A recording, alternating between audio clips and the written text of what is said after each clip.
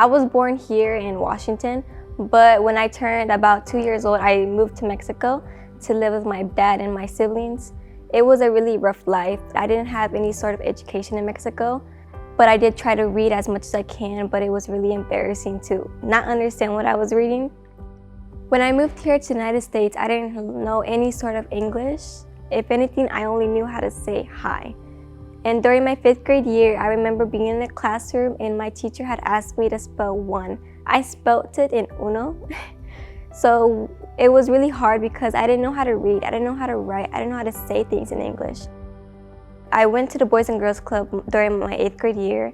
They said it was okay if I stuttered, it was okay if I said sentence incorrectly, that I was okay, that I am me, that I should just be myself here, which allowed me to gain a ton of confidence, even here in club and outside of club. When I think about Dalilah, I automatically think about the part in our mission statement that states to empower all young people, especially those that need us most. And Dalilah is one of those young people. She has come to club and the progression over the last year and a half is impeccable.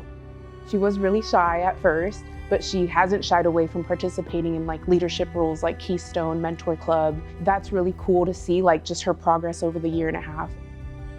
What I learned from PETA was that I'm okay the way I am, and even when I grew up a rough childhood, that no matter what, I would be really loved and cared for.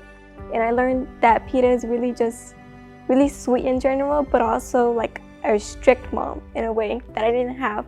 She was always asking me if I was okay, or if I'm doing good, or if I ever needed help. She was really just a support system, but also a mother figure to me that I didn't have.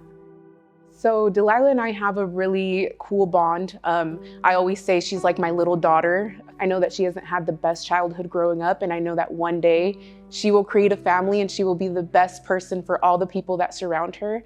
So I pray an abundance of love and blessings over her life, and I just know that she's gonna get all of the goodness that she reaps now. She's gonna get all of that later on in life.